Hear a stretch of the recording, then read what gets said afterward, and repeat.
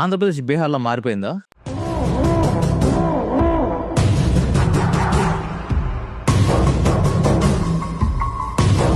ఈ మధ్య జరిగిన గొడవలు చూస్తుంటే కొంచెం అలాగే అనిపిస్తోంది. ఇప్పుడు గొడవలు టీడీపీ చేసిందని చెప్పిన వెంటనే ఏంటి అప్పుడు వైఎస్ఆర్‌సీపీ చేయలేదా అనేసి చాలా మంది క్వెషన్ చేస్తారు.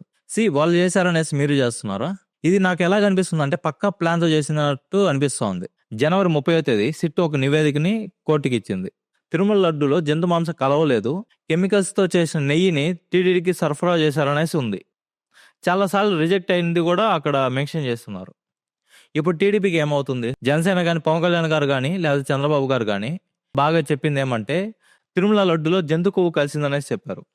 ఇప్పుడు ఆ మాట ఎక్కడ బయటకు వస్తుందో అనేసి జంతు కొవ్వు అనే మాట ఎక్కువ వైఎస్ఆర్‌సీపీ హైలైట్ చేస్తుందేమో అనేసి బ్యానర్లు పెట్టడం స్టార్ట్ చేశారు. ఇది ఖచ్చితంగా పక్కా ప్లాన్‌తో చేసిందనేసి ఈ విషయం మీద అంటాను.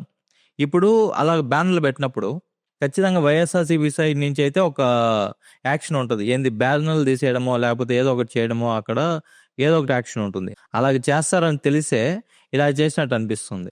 ఆ బ్యానర్లు తీయడానికి వచ్చారు. కొంతమంది ఎక్స్ మినిస్టర్లు కూడా వచ్చారు. దాంట్లో అంబటి రాంబాబు గారు కూడా ఉన్నారు. ఆ బ్యానర్లు తీసే టైంలో కొంచెం గొడవ జరగడం వల్ల ఆ ఘర్షణలో అంబటి రాంబాబు గారు అనరాని మాటలు చంద్రబాబు గారిని అన్నారు. అది నేను ప్లే చేయలేకపోతున్నాను. కానీ చాలా తప్పది.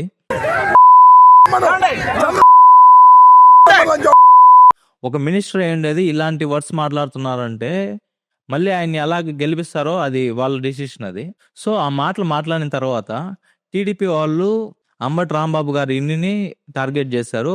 అక్కడ వాళ్ళ కార్లు కానీ లేకపోతే వాళ్ళ ఇంటిని ధ్వంసం చేయడం కానీ ఇలాంటివన్నీ చేశారు. దాని తర్వాత అంబటి రాంబాబు గారు బయటకు వచ్చేసి నేను మాట్లాడిన తప్పు నాకు కూడా తెలుసది, నేను అలాగ మాట్లాడి ఉండకూడదు అనేసి నా సైడ్ నుంచి సారీ అనేసి ఒక మాట చెప్పేశారు ప్రెస్ మీట్లో.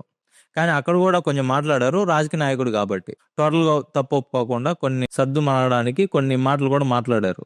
ఆ తర్వాత ఏమైంది, ఆయన మీద కేసు అయింది, ఆల్రెడీ రిమాండ్లో ఉన్నారు ఆయన. ఆ తర్వాత ఏం జరిగిందంటే జోగి రమేష్ గారు లోకేష్ గారిని కొన్ని మాటలు మాట్లాడారు, చిప్పు దొబ్బిందా అని లేకపోతే ఇంకొక వర్డ్ అలాంటివి వాడారు. దానివల్ల ఏమైంది, మళ్ళీ అంబటి రాంబాబు గారి నుంచి ఈ సైడ్కి మళ్ళింది ఈ డైవర్షన్ అనేది.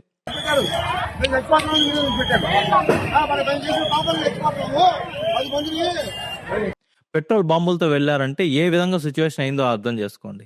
కర్రలు రాడ్లతో వెళ్ళడము ఏంది, ఒక రౌడీజము, ఒక బీహార్ లాంటి సిచ్యువేషన్ తీసుకొని వచ్చారు. ఒక గుంపుగా వెళ్ళేసి ఒక ఇల్లుని టార్గెట్ చేసి అక్కడ ధ్వంసం చేయడం అనేది. మీకు అర్థమవుతోంది కదా, ఒక రౌడీలు ఇలాగ కుమ్మక్క వేసి వెళ్తే ఎలా ఉంటుందో ఆ విధంగా ప్రవర్తించారు టీడీపీ సైడ్ ఉన్న వాళ్ళు. జోగి రమేష్ గారి ఇంటిని కూడా టార్గెట్ చేసి ఆ పెట్రోల్ బాంబులు వేసి అక్కడ మంటలు ఇవన్నీ చేశారు. ఈ కార్యక్రమంలో ఏదైతే తిట్టారు అనేసి వీళ్ళు అటాక్ చేశారో ఆ మాటలే వీళ్ళు వెళ్ళిన వాళ్ళు కూడా వాళ్ళని అంటున్నారు. ఏ తప్పు అనేసి వీళ్ళు ఫైట్ చేస్తున్నారు అనేసి చెప్పుకుంటున్నారో అదే మాటలు ఒక లేడీ ఆమె టీడీపీ సైడ్ ఆమె అందాని మాటలు వీళ్ళనంటా వెళ్ళింది ఒక ఉద్రేకంతో. ఆ రాడ్ ఎత్తుకునేసి కాళ్ళు పాలకు కొట్టడం ఇలాంటివన్నీ చేసింది. ఈమె మీద ఏం యాక్షన్ తీసుకుంటారో చూద్దాం.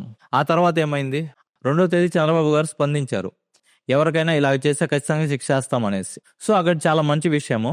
వీళ్ళ మీద ఎలా కేసులు అయ్యాయో వీళ్ళు మాట్లాడినందుకు, తప్పుడు మాటలు మాట్లాడినందుకు, అలాగే టీడీపీ వాళ్ళ మీద కేసులు పెట్టారు. అది సరిపోతుందా?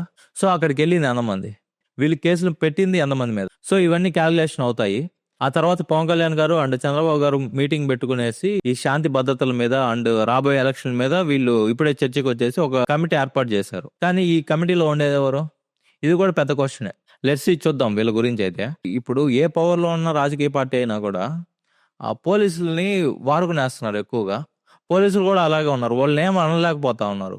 ఇప్పుడు టీడీపీ గవర్నమెంట్ కాబట్టి ఇప్పుడు టీడీపీ అటాక్ చేసింది, వాళ్ళని ఏమన్నా అంటే మళ్ళీ ఒక నాయకుడు వచ్చేసి వీళ్ళకి ఏమన్నా అంటారేమనేసి వీళ్ళు భయపడేసి ఉన్నారు. పోలీసులు అయితే వీళ్ళకి ఎస్గార్డ్ చేశారు. ఖచ్చితంగా అక్కడ ఉండే టీడీపీ నాయకుల ప్రభావమే ఇదంతా. ఇవన్నీ పవన్ కళ్యాణ్ గారు అండ్ చంద్రబాబు గారు చూసి ఎలాగ రియాక్ట్ అవుతారు అనేదే ముఖ్యం. మెయిన్ గా వీళ్ళని మొత్తాన్ని అరెస్ట్ చేపిస్తారా, లేకపోతే చూసి చూడనట్టు ఏదో శాంతి భద్రతలు అది ఇది అని చెప్పేసి కామ్ అయిపోతారా? ఏది ఏమైనా మాట్లాడడానికి అండ్ ఇంటి మీద పెట్రోల్ బాంబులు వేయడానికి చాలా డిఫరెన్స్ ఉంది. వాళ్ళు తప్పుడు మాటలు మాట్లాడారు, కేసు పెట్టారు, వాళ్ళు జైల్లో ఉన్నారు. కానీ ఇంటి మీద రౌడీజం చేసిన వాళ్ళకి ఒక్కసారి ఆలోచించండి. జై హింద్.